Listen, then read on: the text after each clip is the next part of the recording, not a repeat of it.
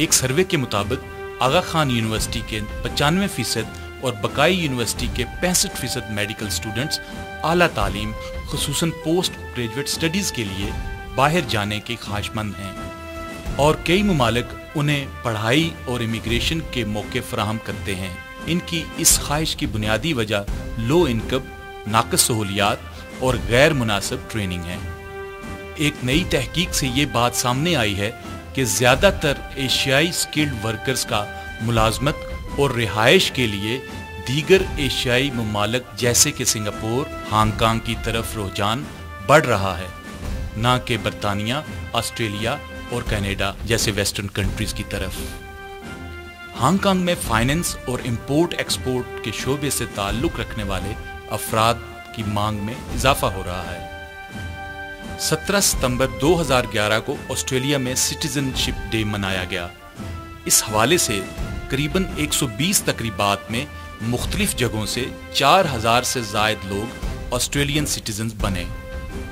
ان تقریبات میں میزبانی کے فرائض department of immigration and citizen ship and local governments نے سر انجام دیے۔ آسٹریلیا میں اس وقت لیبر کی ڈیمانڈ کافی زیادہ ہے۔ بہت سی فرمز میں لیبر کی ہائرنگ کی ضرورت ہے۔ اسی چیز کو مد نظر رکھتے ہوئے آسٹریلین گورنمنٹ نے سکلڈ امیگریشن کو آسان بنانے کے لیے اقدامات کیے ہیں۔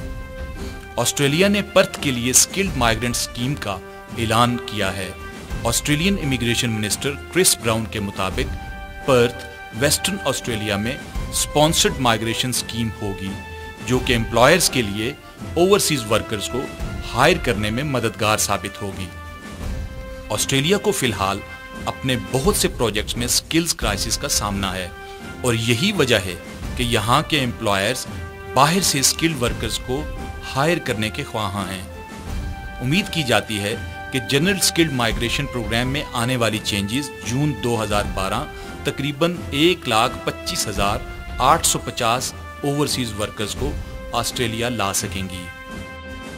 کینیڈا کے صوبے البرٹا کے employment and immigration minister Thomas Lukaszuk امریکہ کے دورے کا ارادہ رکھتے ہیں تاکہ انرجی سیکٹر کے لیے امریکہ سے ورکرز کو ہائر کیا جائے۔ کینیڈا میں گلوبل انٹرپرینورز کو اٹریکٹ کرنے کے لیے سٹارٹ اپ ویزا متعارف کروائے جائیں گے، جس کے تحت $1,50,000 کی کسی نیولی فارمڈ کینیڈین کمپنی میں انویسٹمنٹ سے وہ ورک پرمٹ حاصل کر سکیں گے۔ 2010 میں تقریباً 1,50,000 امیگرنٹس کو سٹیزن شپ دی گئی۔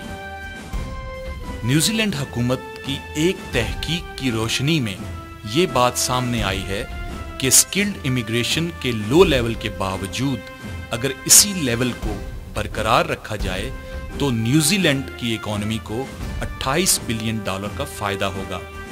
اس لیے ان ماہرین کے مطابق اس امر کی فوری ضرورت ہے کہ امیگریشن پالیسیز کو سکلڈ ورکرز کے لیے مزید ریلیکس کیا جائے۔ برطانیہ میں غیر قانونی طریقے سے داخل ہونے یا اپنے ویزا کی مدت پوری ہونے کے باوجود وہاں رہنے کے جرم میں 5 لوگوں کو گرفتار کیا گیا ہے۔ South waste local immigration team کے ہیڈ کینی چیپمن کا کہنا ہے کہ اگر لوگ برطانیہ میں رہنے یا کام کرنے کی خواہش رکھتے ہیں تو ان کو قانونی طریقے سے آنا ہوگا، ورنہ ان کے خلاف سخت کارروائی کی جائے گی۔ ایولا، ایک امیگریشن کرمنل جو ایک غلط نائجیرین پاسپورٹ کا استعمال کر کے برطانیہ میں داخل ہوا تھا، کو 9 ماہ کے لیے جیل میں قید کر دیا گیا ہے۔ اس سے فیک نائجیرین پاسپورٹ اور فیک ڈاکومنٹس برآمد ہوئے ہیں۔ شارٹیج لسٹ کے نئے آکوپیشن کے مطابق یورپین یونین کے باہر سے سکل مائیگرنٹس کے لیے مزید 70,000 جاب پر پابندی لگا دی گئی ہے، جو کہ ان مائیگرنٹس یا اسٹوڈنٹس کے لیے مایوس کن خبر ہے جو برطانیہ میں ٹیئر 2 ورکنگ ویزا کے لیے کوشاں تھے۔ برطانیہ میں 2010 میں 48,900 لوگوں کو فیملی بیسس پہ UK کا ویزا دیا گیا، جس میں سے 40,500 ویزا اسپاؤسز یا سول پارٹنرز کو، جبکہ 8,400 ویزاز دیگر فیملی ممبرز کو دیے گئے۔ سینٹ کی ایک کارروائی کے دوران سینیٹر چک شومر اینڈ جان کونن نے موجودہ امیگریشن پالیسیز میں تبدیلی کے اشد ضرورت کو اجاگر کرتے ہوئے کہا ہے کہ فارن اسٹوڈنٹس کو تعلیم دینا اور جب وہ اسکلڈ ورک فورس بن جائیں تو انہیں امریکہ میں رہنے کی اجازت نہ دینا انتہائی بے وقوفی ہے، جبکہ ان سے امریکہ کی اکانومی کو بے حد فائدہ ہو سکتا ہے۔ اس لیے ان نے تجویز دی ہے کہ ایسے فارن اسٹوڈنٹس جن کے سبجیکٹس سائنس، میتھس یا ٹیکنالوجی ہوں، ان کو H1B ویزا سسٹم کو ایکسپینڈ اور انہیں گرین کارڈ ورک پرمٹ جاری کیے جانے چاہیے۔ اگر ایسا نہ کیا گیا تو امریکہ دنیا کے ذہین افراد کو کھو دے گا۔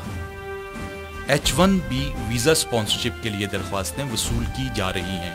2011 میں اب تک 49,000 موصول ہو چکی ہیں، جبکہ 36,000 اپلیکیشنز کی مزید گنجائش موجود ہے۔